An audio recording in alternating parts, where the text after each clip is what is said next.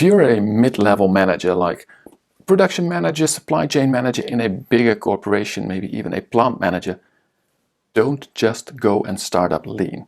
It'll kill your career. Hello, I'm Tom. Welcome to my channel where we talk about continuous improvement in an industrial setting. And now, it might feel very contradictory, right? If you work in industry, Lean, Six Sigma, continuous improvement, it is wonderful for our industrial mindset. It really gives results. And here I am saying, don't start it up. Well, the thing is, it is very good for your organization, and almost any organization can benefit from implementing Lean.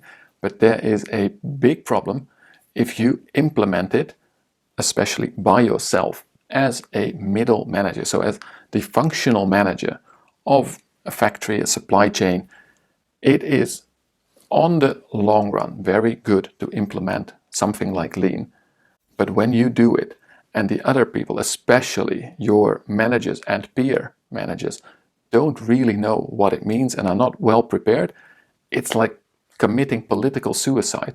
Because there's a couple of things that you will notice when you first really start up Lean that are basically killing for the motivation in this management circle, and that will get you into a lot of trouble.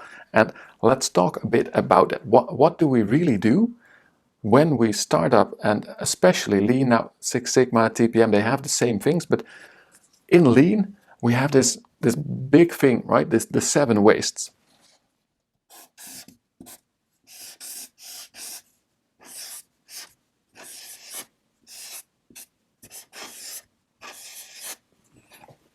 And the 7 wastes, it is a brilliant way of looking at your processes. But it focuses on wastes and not so much on nice improvements and how to do things nicely. Now we have this other big tool that we usually already use before Lean, but a big thing in continuous improvement, especially when we're talking about our equipment. It is the equipment effectiveness.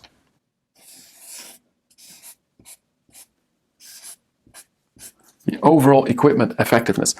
And what this does, well, technically the percentage is how well your machine is doing, but everyone focus on the part between where you're right now and 100%.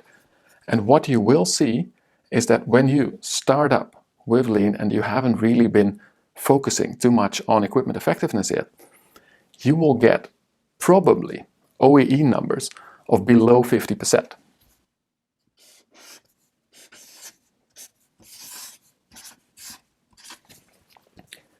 So basically, what you are doing is you are getting all kinds of skeletons out of your closet.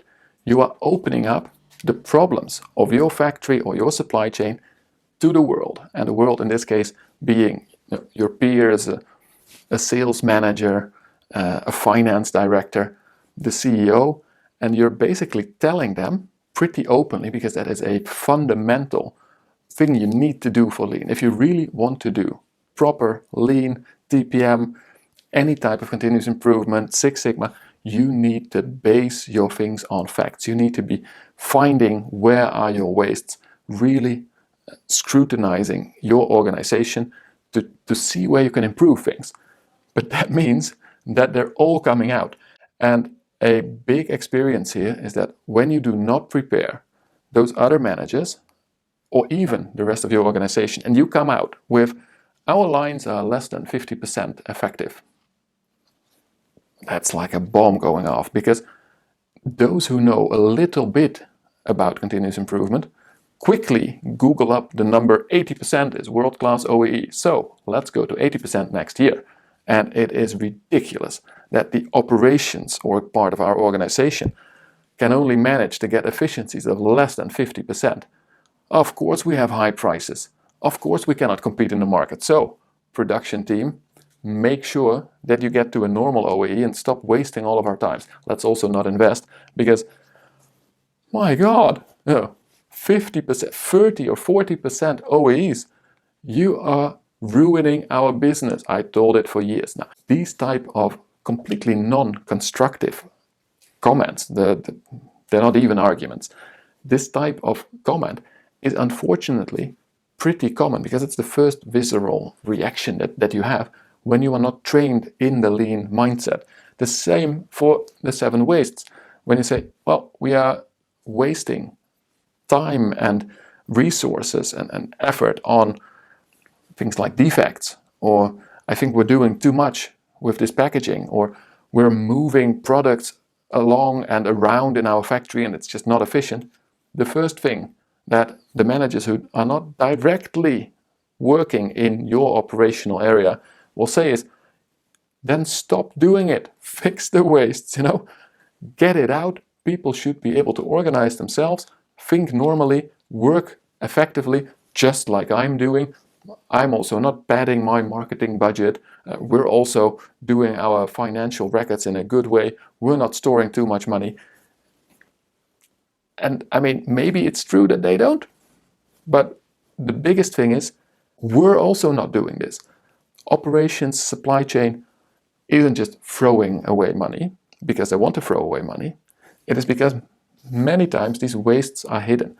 Many times when we do not yet have an OEE registration, we compare it to yesterday. And compared to yesterday, well, we're working a bit better, a bit less. Ooh, we had a wonderful week last week. I mean, we produced really a lot more than the weeks before. That can still, if you really look at it, be an OEE of 50 or 60%. So this really bears or puts to light all kinds of wastes, problems, things that need to be solved. And our lean way of thinking, our continuous improvement mindset, they love this. I mean, if I see a factory with an OEE of 90%, first, I hardly believe it. But secondly, I think, it's going to be very difficult to improve anything there. Now, when you see an OEE of 40 or 50%, I mean, come on, you'll probably also have it. You think that is an improvement opportunity waiting to happen. We're going to have a pretty easy time getting that OEE up by 10 or maybe even 20 percentage points. Not tomorrow, but within 1 or 2 years. We're going to make huge steps. And when you increase an OEE from 40 to 60, you're putting 50% more capability, production capacity into such a factory. It's huge. You see the potential. When you see the 7 wastes and you see an organization that is really looking into where are we wasting time and money and making stock, I get happy. I see improvement potential. But that is because I've been, basically brainwashed for years to look at increasing effectiveness in this way. And also a very, very important part, when I see an OEE of 50, I do not assume that we can be at 80 anytime soon. I know that there's potential, but that does not mean that we will now stop investing in other things because we first are going to put this on 80 or preferably 100% OEE quickly. No, but the thing is, general society expects things to be 90 or 100% effective. It is like, it's a general accepted feeling that this is possible. Government as well, governments waste huge piles of money. And I think they can be a bit more effective. That's definitely true. But don't expect every tax dollar to be 100% effectively put into well-maintained roads and police and education and what have not.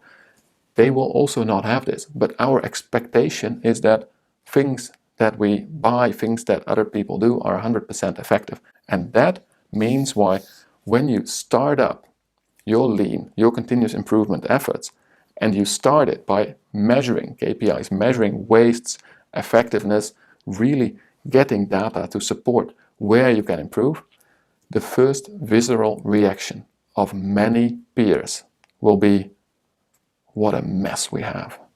And that problem you need to tackle before you start. So that's the good part. I mean, still, when you are a production manager, supply chain manager, plant manager, it is still very good. It is a good idea to implement lean. But you don't go and implement it. You go and discuss it with at least your manager, with the more important peers that you have in your management team. You take your finance director along, you take your CEO, your country manager, whatever, You take them along and you explain, look, we're gonna really bear the problems, the wastes, the inefficiencies of our factory. This is something we have been doing for years, but we've not really shown it. Now we're gonna open it up. We're gonna check all the skeletons we have in the closet. It will not look pretty, but this is the first step to improving. So bear with me. Let's go on this journey together. Let's open up the problems together, and you take them along, right? You take them along in the journey. You take them along in what are the lean methods, continuous improvement methods that we are going to use. And together with them, you check waste. Together with them, you do OEE calculations. And in fact, I strongly recommend that together with them, you do the first couple of improvement projects. Let them understand how hard it is to get rid of wastes. Let them especially see after a couple of months that their efforts, they have put in a lot of thinking power, a lot of efforts. They've been in your factory for at least 1 or 2 hours a week, put everything in, took the time out of their precious calendars, and they made a nice improvement. And then after 6 months, that all collapsed again because the whole organization of working according to standards and controlling the standards and making sure that everyone in your organization actually has the tools and the training and everything they need to follow the standards, to continuously improve those standards, that isn't in place yet when you start with CI. So their precious efforts after half a year will have dropped down again. Take them along in these journeys. Let them also know what operations does and how it is to work with operations where you have much stronger, much more clearly defined 100%, so to say. So what is a 100% effective marketing campaign? You can put a target on it, that's for sure. But you can do better or worse than your target. You can have a nice increase in sales. It is very difficult to measure. This gives its own problems. I mean, let's be honest, marketing is also a really interesting and difficult sphere to work in. But one of the things that you really don't have there is a hard target. Now, with an OEE, I know you can have some discussion on how fast a line can run, but in the end, it is a pretty strong type of target. If you know that your line can pump out 100 units per minute, then you've got 600 units per hour. So you can just calculate what is 100%. And you can indeed say, well, but 100 actually, it can only do 80 because of this modification. Okay, you can accept that until you've proven that you can go faster. But you have a pretty strict number. And at some point, whatever number you're going to pick, you are really going to measure, cleaning took so much time, product change took so much time, they went away from the line for half an hour. Ooh, that cost us so much product. It cost us so much in sales. It cost us, and this is a very direct way of measuring, and that is not available in much of the rest of business. So take your colleagues along in the journey. That is the main message from this video. Prepare your peers, prepare your managers, take the rest of the organization and especially those key influencers around you along in the journey before you started, while you started. Let them also really into how you're working, what you're doing. Get them along for the ride, get them improving some things, and then keep sharing that you are improving, but you're not going to be at zero waste, 100% OEE. You're going to find problems in your factory that have been there for years, and they're not going to be like that to solve quickly. So make sure you communicate, make sure you build, your guiding coalition. Let's put it like that. If you remember the 8 steps of change by Kotta, very important part, make sure that you have a strong management coalition who is aware of what you are doing, who will support you when you are opening up all those closets, finding those skeletons, finding all of those problems, inefficiencies, wastes, so that everyone understands that they're not going to be solved tomorrow, but that this is the way forward, that this is the foundation of taking the next step. That's it for now. I hope you enjoyed that idea and heed the warning. If you did, please hit that like button. Let me know what experiences you have in the startup of Lean.